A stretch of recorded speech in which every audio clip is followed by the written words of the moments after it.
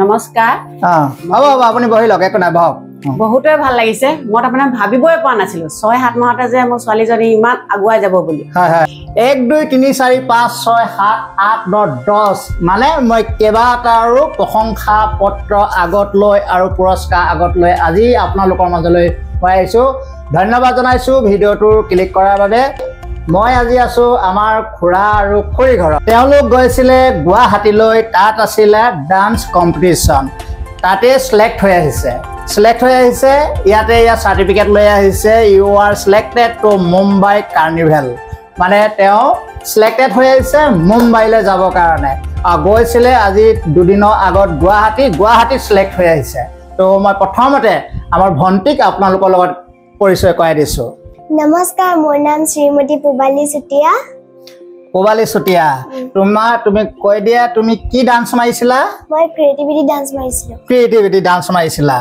আচ্ছা তুমি যিখন মিউজিক স্কুলৰ পৰা গৈছিলা ক'ৰ পৰা গৈছিলা লখিমপুৰ জিলা কোনখন স্কুলৰ পৰা গৈছিলা লখিমপুৰ জিলা মানৱ ডান্স ক্ৰিয়েচন স্কুলৰ পৰা গৈছিলো আচ্ছা তুমি সেই স্কুলত শিকি থকা কিমান দিন হ'ল এবছৰ হোৱা নাই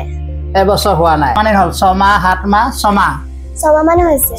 মান হৈছে 6 মাহতে তেওঁ বৰ সেইকাৰণে বেছি ভাল লাগিছে 6 মাহত তেওঁ মুম্বাইলৈ যাবলৈ সিলেক্ট হৈছে আৰু তোমালোকৰ কেইজন হ'ল তোমালোকৰ লগত যোৱা গ্ৰুপটোৰ ভিতৰত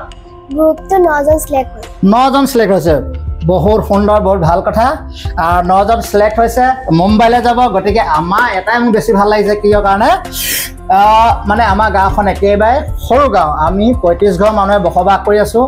আৰু মই জন্মৰ পৰা যেতিয়াবা ডাঙৰ হলো তেতিয়াৰ পৰা আজিলৈকে মই গম পোৱা নাই বা শুনাও নাই আৰু মই জনামতে মানে আমাৰ গাঁৱৰ পৰা এই মুম্বাইলৈ এতিয়ালৈকে কোনো এগৰাকী সিলেক্টেড হোৱা নাই গানতে হওক বা ডান্সতে হওক গতিকে মোৰ নিজৰে যেতিয়া ভণ্টিজনী গৈছে তো মোক কিমান ভাল লাগিছে ঘৰৰ মা দেউতাৰ বিষয়ে তুমি কি ক'বা প্ৰথমতে মই মা দেউতাক ধন্যবাদ জনাইছো মা দেউতাৰ কাৰণে ইমানখিনি আগবাঢ়ি যাব পাৰিছো হয় হয় হয় আৰু নৱপ্ৰজন্মৰ বিষয়ে কিবা ক'বা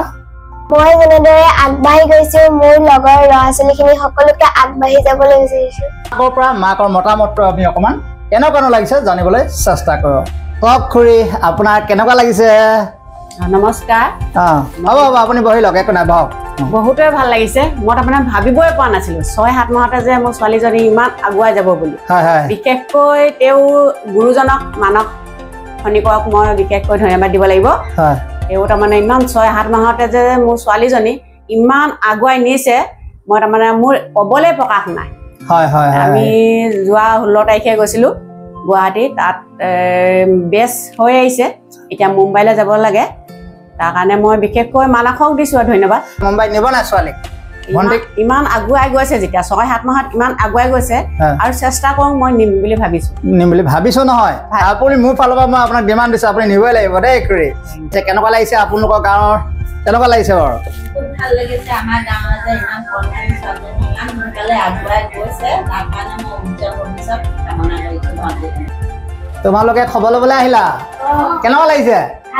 কিমান ভাল লাগিছে নাচো লাগিছে নেকি তোমালোকে স্কুল মিউজিক স্কুল যোৱা যাম বুলি ভাবিছা এই ভণ্টিক দেখি মানে যাম লাগিছে নেকি বঢ়িয়া অতি সুন্দৰ যাবা এতিয়া পঢ়ি আছা ন বাৰু দিয়া পঢ়া ভালকৈ পঢ়িবা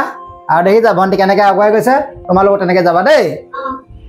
পিতৃ-মাতৃ আৰু শিক্ষাগুৰুক বহুত বহুত ধন্যবাদ জনাইছো লগতে কৰ্মানীতি ভৱিষ্যত উজ্জ্বল কামনা কৰি আজিলৈ আহিছো পুনৰ লগ পাম মোৰ অন্য এটা ভিডিঅ'ত ধন্যবাদ জয় আই অসম।